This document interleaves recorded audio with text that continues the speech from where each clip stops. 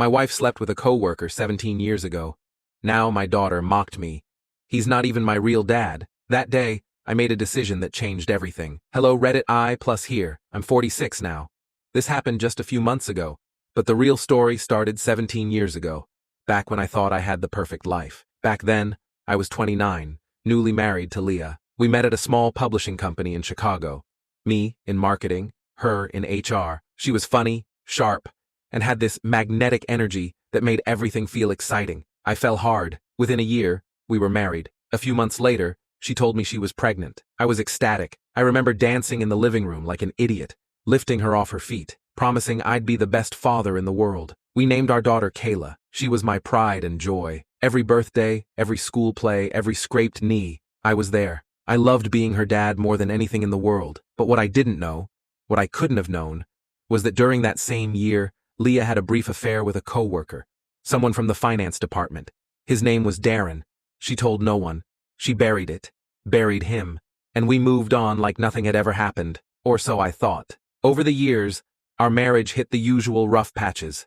We argued about money, about her always working late, about my job stress. We even did a short trial separation when Kayla was 10, but we made it through. Or maybe I just forced us through it, always trying to keep things together. Fast forward to Kayla's 17th birthday. It was supposed to be a celebration.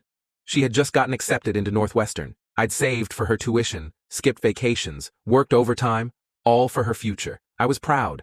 I was ready to give a heartfelt speech at her party. But then, it all came crashing down. She was standing with her friends, laughing. I had just walked up to hand her a card when I overheard her say, loudly, mockingly, like she wanted me to hear it, "He's not even my real dad anyway." Silence. I froze. She looked me dead in the eye and repeated it, calm, cold. "You're not my biological father, Darren is. Mom told me everything." I felt like I'd been hit by a freight train. My legs literally buckled. I just stood there, holding her birthday card in my hand like a fool. People around us went quiet. Her friends exchanged awkward glances. I turned to Leah. She looked pale, guilty, but said nothing, not a word. I left the party in a daze, drove aimlessly for hours. My ears were ringing. My hands trembled the whole way. I couldn't believe it.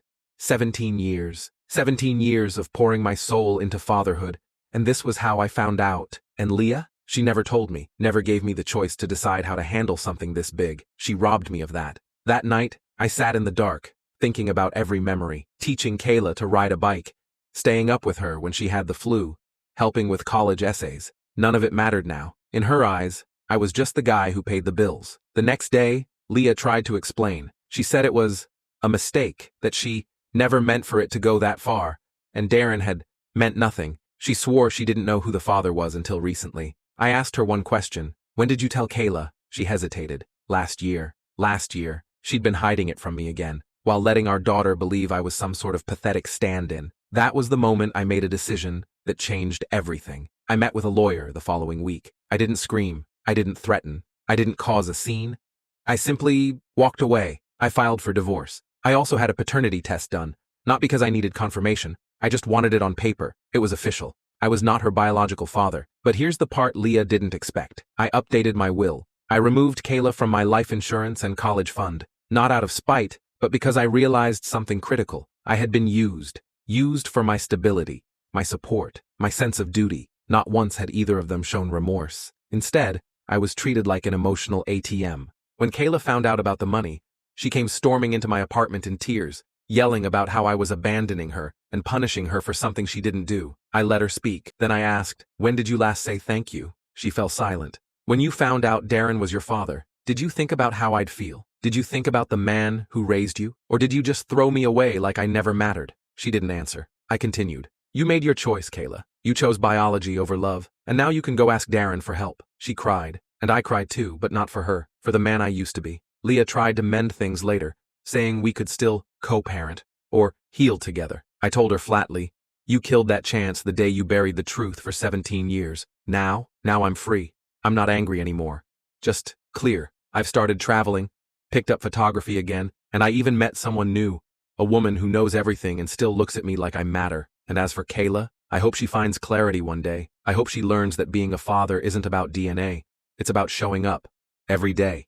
Even when it hurts. But I'm no longer her father. Not anymore." Weeks passed. I kept my distance. I moved into a modest 2-bedroom apartment downtown.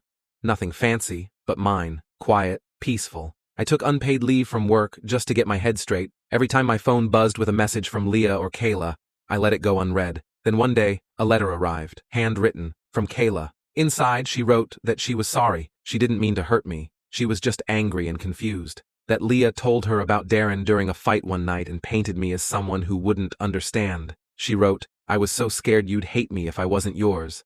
So I tried to push you away first. I wish I hadn't. I wanted to believe her. God. I wanted to believe her." But then came another envelope, delivered by registered mail. Inside was a subpoena. Leah was suing me. Not for child support. That ship had sailed.